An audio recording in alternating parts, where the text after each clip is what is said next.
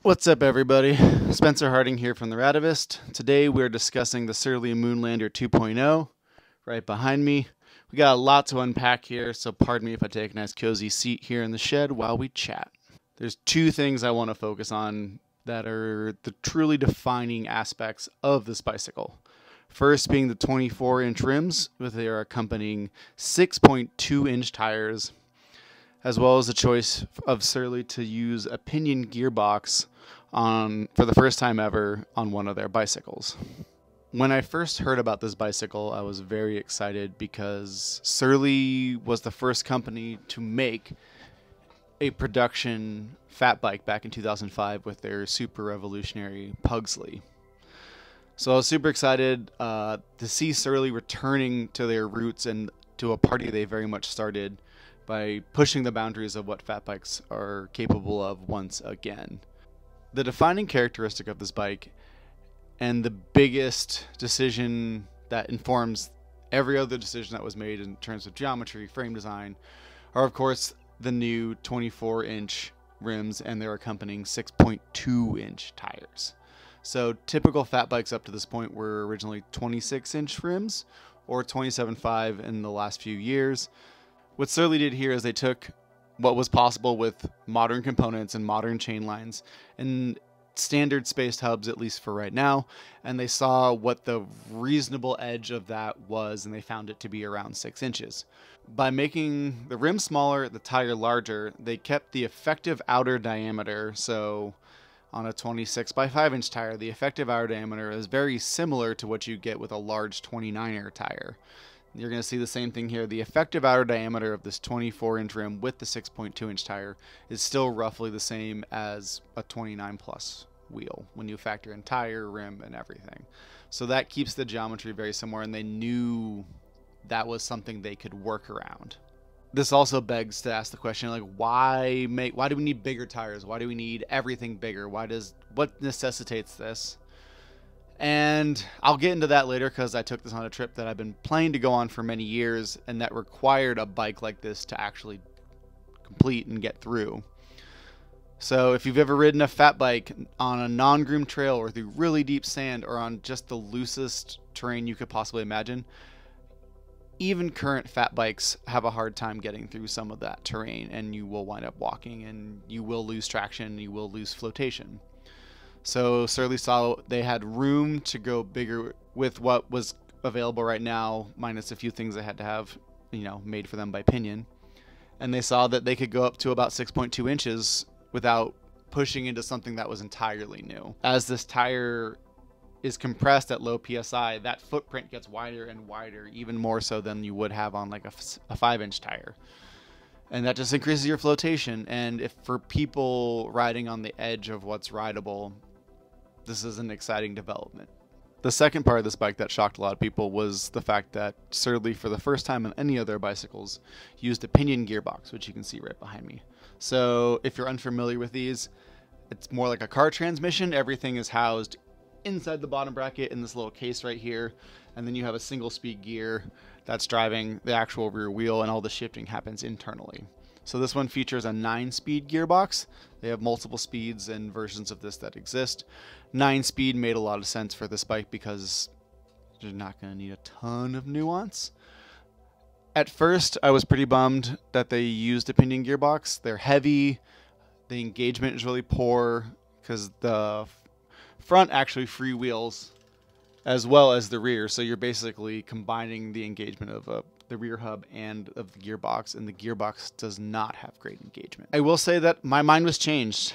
On my trip, I dragged this bike through a silty river, like a very silty river, for about 8 miles and pedaled it most of that way.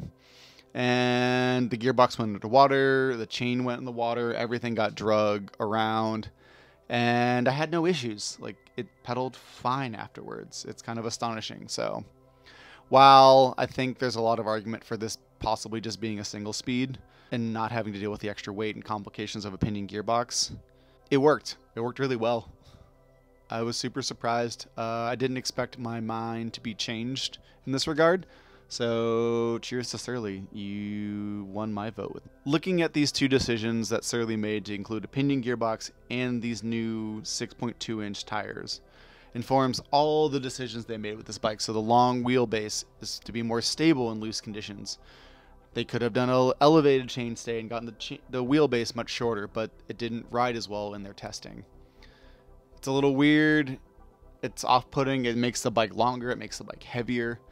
But in my experience, this thing pedaled quite well in sandy, loose, and like previously unrideable conditions. So I don't think this is necessarily wrong. I do think the fact that it's made of steel is a bit of a hard pill to swallow. I don't know if this bike necessitates the ride qualities and the things we typically look for in a steel bike, but Surly makes steel bikes, and Surly did this in their own way, and I don't think there's another way they could have done that. Maybe Salsa, maybe other companies are going to start using these rims and tires, and they're going to make their own carbon or aluminum version or titanium, and those will be significantly lighter than this bike. And I think that will be better in the long run because this bike is heavy. I think a lot of people are probably asking why. Why would I ride a bike like this? Why do I need something like this? The thing is huge.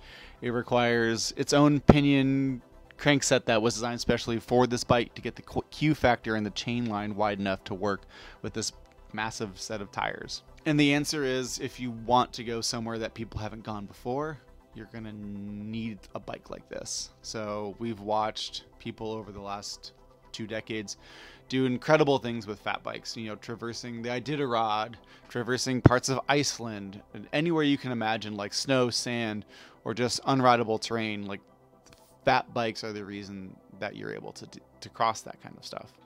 So for the trip that I took this bike on, it's a place I've been wanting to go since I first saw videos of people riding through this really cool slot canyon out in Utah.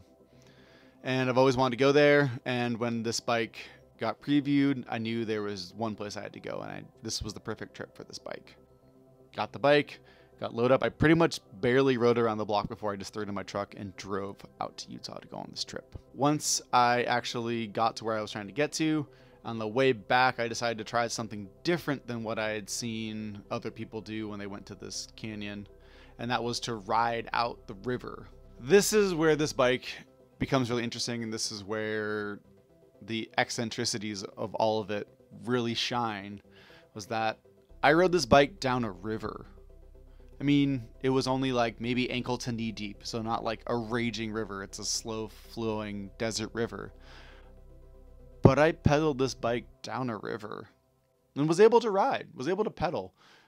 It was slow, maybe almost as slow as walking, but that opened up the opportunity to literally ride a bike down a river in a way that no one else has done before. We're seeing lower and lower flows seasonally in rivers as snowpacks go down year by year, and we're seeing rivers that are just more ephemeral than they ever were before. So this got me really thinking, like, well, like, what about a dry river? Like, what about rivers with very little flow? So what if you could ride a bike? What if you could ride a bike on a river trip? And that's what I did. I did a river trip on a bike.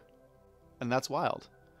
And that was inspiring. And then inspired me to do something I've always wanted to do. And I never really had a good excuse nor the right bicycle to do it.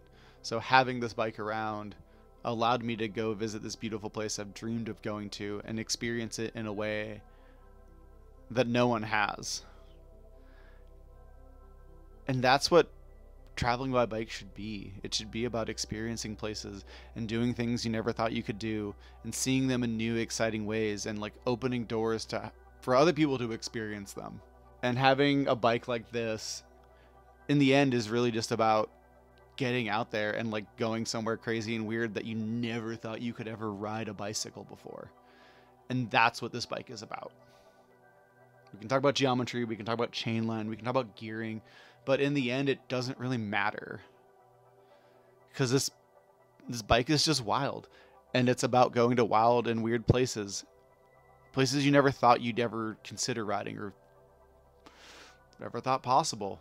They've opened this door to a new era of fat bikes and what is possible with them.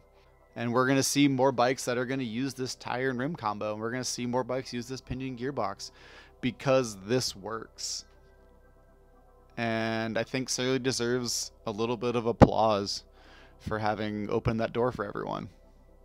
Once again, this bike is a return to Surly innovating, to Surly making new things and inspiring us to try new things on bicycles. So, cheers, Surly. Did a great job. This bike's fucking wild.